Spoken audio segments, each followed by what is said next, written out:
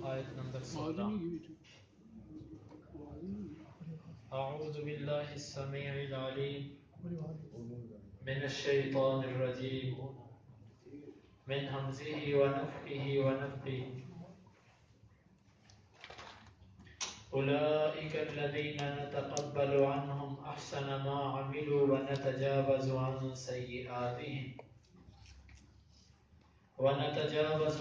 سيئاتهم في أصحاب الجنة وعد الصدق الذي كانوا يوعدون. والذي قال لوالديه أف لكما أتعدانني أن أخرج وقد خلت القرون من قبلي وهما يستغيثان الله ويلك آمن إن وعد الله حق فيقول ما هذا إلا أساطير الأولين.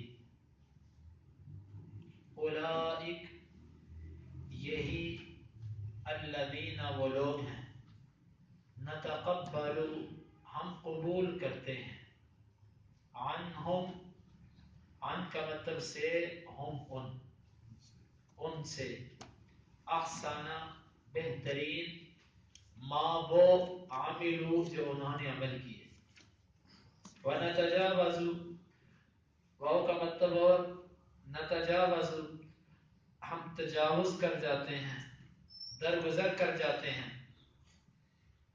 عن سے سیئات گناہوں ہم ان کے فی میں اصحاب والے الجنت جنت وعدہ الصدقی سچائی کا الذی جو کہ کانو تھے وہ یوعدون وعدہ دیے جاتے والذی اور وہ شخص قال جو کہتا ہے لوالدیہ لام کا مطلب کے لیے والدی والدین ہی اپنے افن افسوس ہو لکما لام کا مطلب کے لیے کما تم دونوں اتعداننی حمزہ کا مطلب کیا تعدانی تم دمکاتے ہو نی مجھ کو ان کے اخراجا میں اٹھایا جاؤں گا وقد اور تحقیق خالت گزر چکی ہیں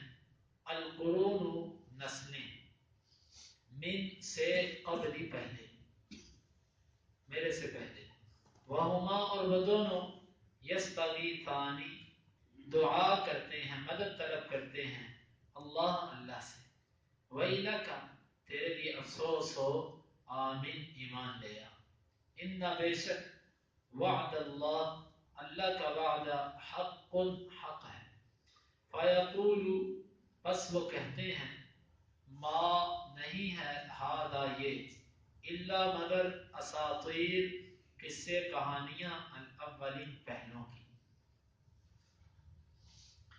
اولئک الذین نتقبل عنہم احسن ما عملوا یہی وہ لوگ ہیں کہ جن سے ہم قبول کرتے ہیں وہ بہترین اعمال جو انہوں نے کیے ونتجاوز عن سیئاتہم اور ہم درگزر کر جاتے ہیں ان کے گناہوں سے فی اصحاب الجنہ جنت والوں میں وعد الصدق الذی کانوا یوعدون سچائی کا وہ وعدہ ہے جو وہ دیے جاتے تھے والذی قال لوالدیہ اف لکما اور وہ شخص کے جس نے کہا اپنے والدین کے لیے کہ افسوس ہو تم دونوں کے لیے اتعداننی ان اخرج کیا تم اس بات سے مجھے دھمکاتے ہو کہ میں اٹھایا جاؤں گا وقد خلت القرون من قبلی اور یقیناً قومیں اور نسلیں گزر چکی ہیں میرے سے پہلے وہما یستغیثان اللہ ویلک آمین اور وہ دونوں دعا کرتے ہیں اللہ سے کہ تیرے لیے افسوس ہو تو ایمان لے آ ان وعد اللہ حق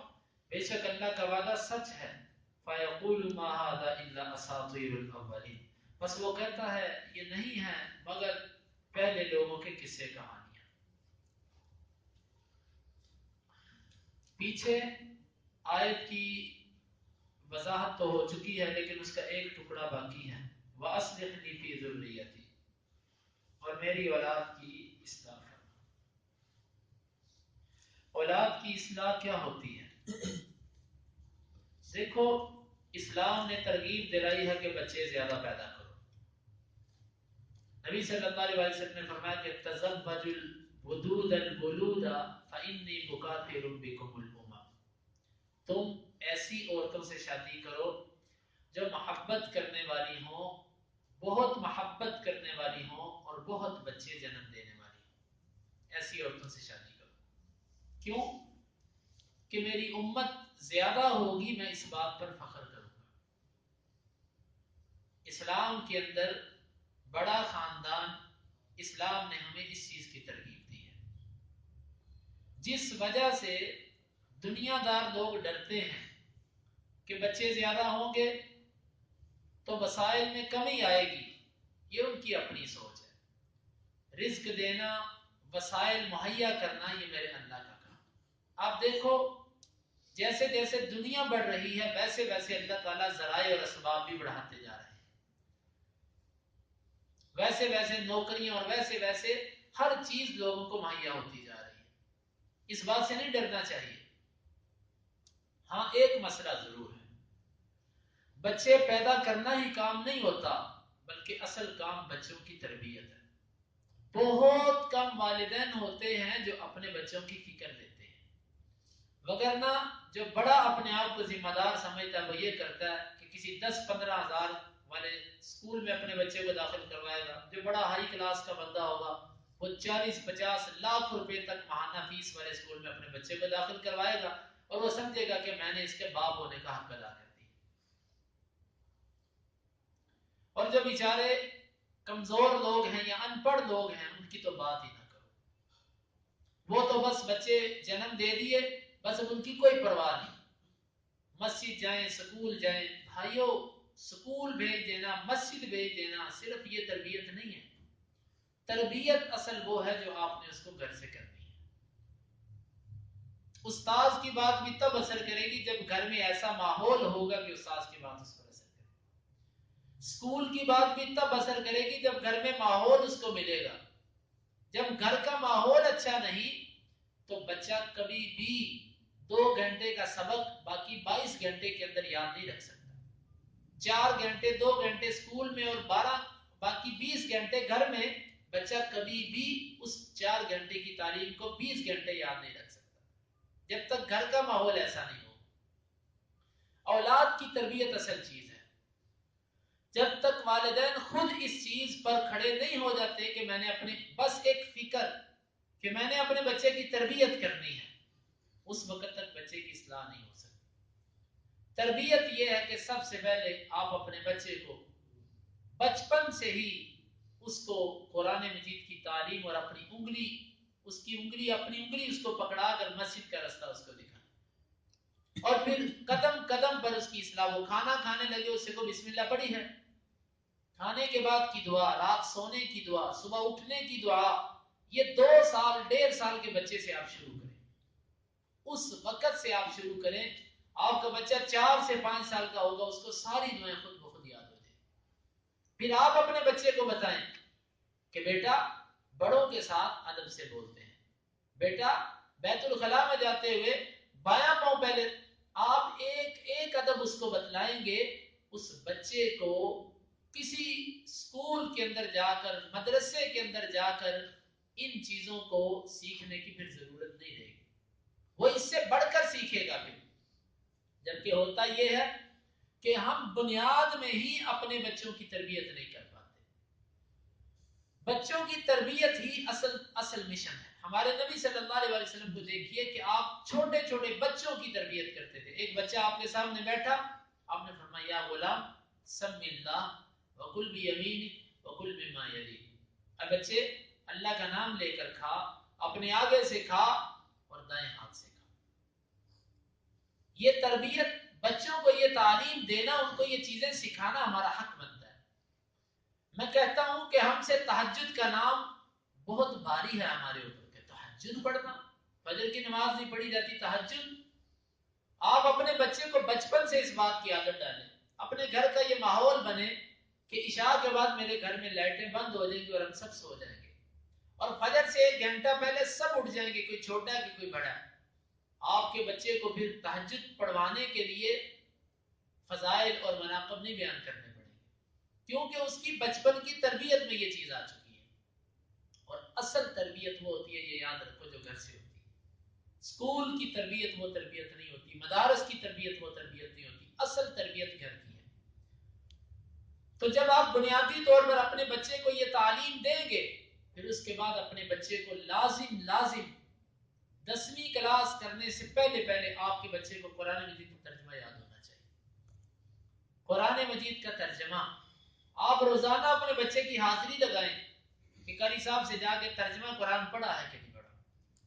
اس کو فجر کی نماز کے بعد، عشاء کے بعد، عصر کے بعد کوئی ایسی کلاس کی ٹائمنگ بنے اس کی کہ وہ جا کر مسجد سے قرآن کا ترجمہ سیکھے، اور وہ حدیث کی 1-2 چھوٹی کتابیں پڑھے اور اس کو یاد کرے۔ یہ اولاد کی تربیت ہے، یہ حق بنتا ہے والدین کا۔ مگر نہ حقیقت یہ ہے، ہم سمجھتے ہیں کہ اسکول میں بچے کو بھیجا، اکیڈمی میں بھیجا، یونیورسٹی میں بھیج دیا، میں نے بچے پر بڑے پیسے لگائے۔ کیا پیسے لگائے آپ نے بچے پر؟ آپ کا بچہ اگر آپ مر جاتے ہو تو آپ کو جنازہ بھی نہیں پڑھا سکتا، اس کو دعائیں یاد نہیں ہے، اب وہ دوسروں کے رحم و کرم پر ہے۔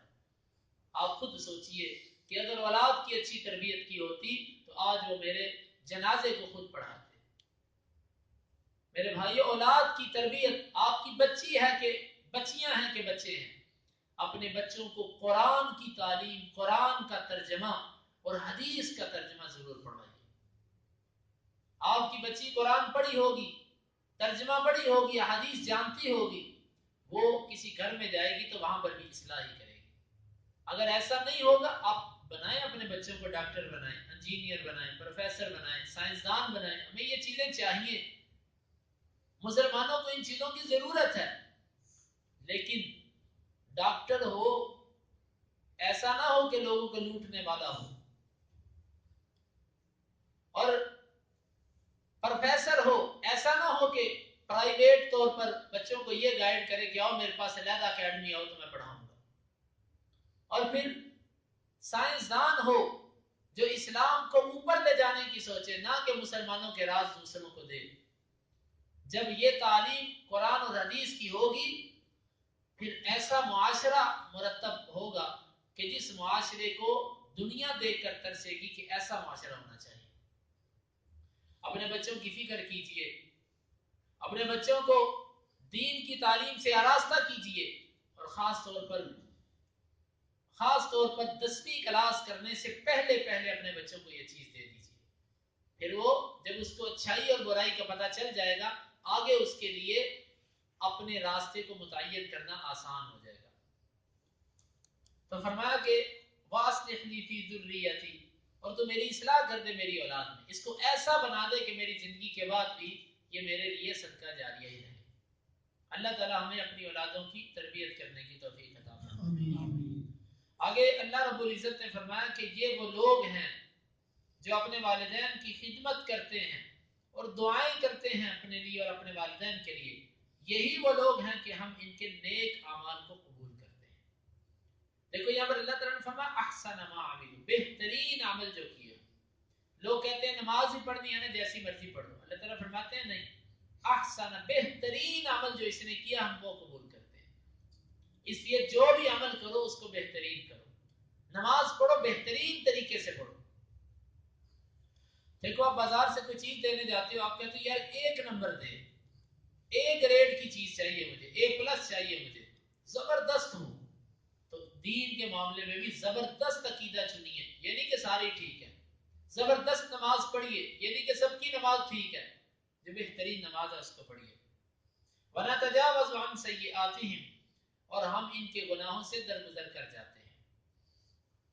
والدین کا فرما بردار، ان کے لیے دعائیں کرنے والا، اس کی نیکیاں بھی قبول ہوتی ہیں اور اس کے گناہوں سے اللہ تعالیٰ درگزر فرماتے ہیں۔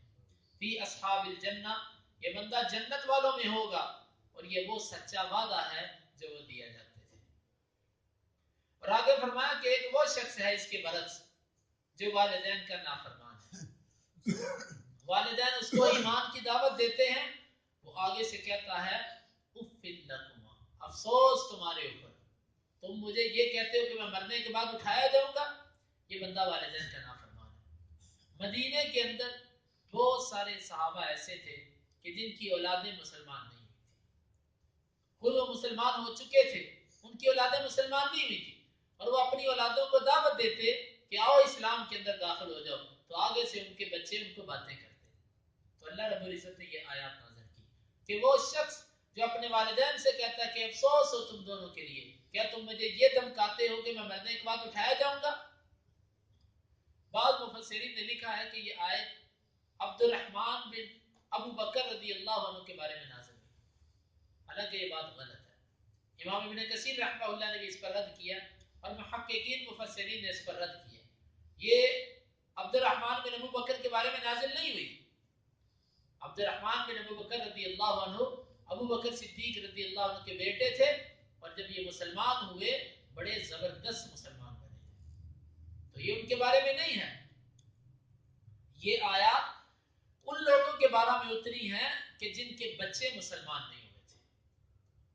فرمایا اپنے والدین کے ساتھ یہ بد اخلاقی کرتا ہے، اف لکما، افسوس ہو تم دونوں کے لیے، تم مجھے وہ کہتے ہو کہ میں اٹھایا جاؤں گا مرنے کے بعد، حالانکہ میرے سے پہلے کئی قومیں گزر چکی ہیں، ان میں سے آج تک کوئی بھی نہیں اٹھایا گیا، میں کیسے مان جاؤں کہ مرنے کے بعد میں اٹھایا جاؤں گا؟ وَهُمَا يَسْتَغِيثَانِ اللَّهَ وَيْلَكَ آمِنْ، اور والدین کی کیفیت یہ ہے کہ وہ دونوں استغاثہ کرتے ہیں، مدد طلب کرتے ہیں، اللہ سے دعائیں کرتے ہیں کہ تو ایمان لے آ، تو اسلام کے اندر داخل ہو جا، وہ اس کے لیے دعائیں کرتے ہیں، کیوں؟ تاکہ تیری آخرت برباد نہ ہو جائے۔ ان وعد اللہ حق ویلک ویلک آمن، تیرے لیے ہلاکت ہو، ایمان لے آ۔ عربوں کا مقولہ ہے کہ وہ ایسے کلمات محاورتاً استعمال کرتے ہیں، جیسے ویلک، تیرے لیے ہلاکت ہو، تاربت یمینک، تیرا دایاں ہاتھ خاک آلود ہو، یا ثقلت کا امک، تجھے تیری ماں گم پائے، ایسے کلمات محاورتاً استعمال ہوتے ہیں ان کے۔ تو یہاں پر فرمایا ویلک، تیرے لیے افسوس ہو، تو جس غلط عقیدے پر ہے، آمین، اللہ پر ایمان لے، اللہ کا کفر نہ کر۔ ان وعد اللہ حق، بے شک اللہ تعالیٰ کا جو وعدہ ہے وہ سچا ہے اور وہ حق ہے۔ فَيَقُولُ مَا هَذَا إِلَّا أَسَاطِيرُ الْأَوَّلِينَ، وہ ان ساری باتوں کو سن کر کہتا ہے کہ یہ تو پہلے لوگوں کی قصے کہانیاں ہیں، تم کہتے ہو قوم عاد، قوم ثمود، قوم دیگر قوموں کے تم نام لیتے ہو، یہ تو قصے کہانیاں پہلے لوگوں کی، اس میں کیا پڑا ہے؟ کون اٹھا ہے مرنے کے بعد دوبارہ؟ گویا کہ یہ اپنی مختصر سی زندگی کو پتہ نہیں کتنا لمبا سمجھ لیتا ہے، حالانکہ یہ زندگی بڑی مختصر ہے۔ جیسے انسان کی آنکھیں بند ہوں گی تو اس کو پتہ چل جائے گا کہ اس کا آگے کا معاملہ کیا ہے۔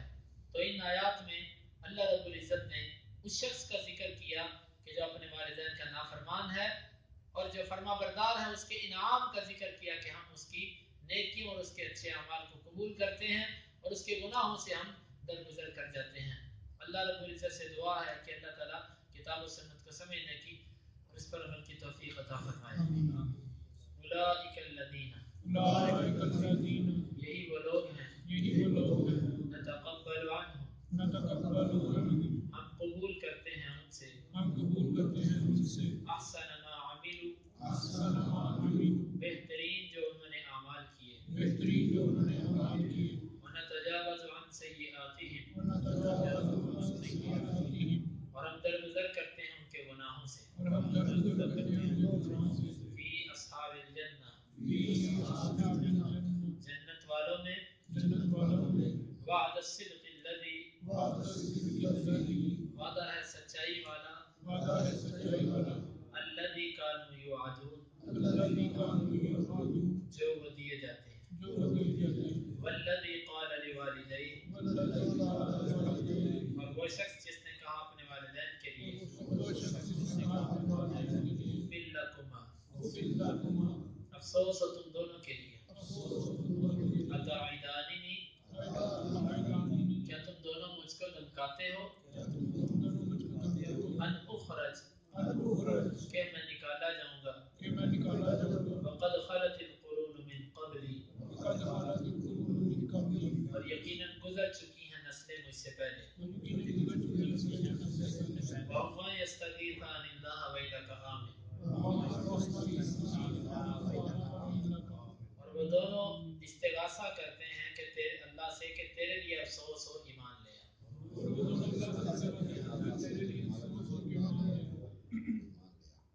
ان وعد اللہ حق، بے شک اللہ کا وعدہ حق ہے۔ فیقول ما هذا الا اساطیر الاولین،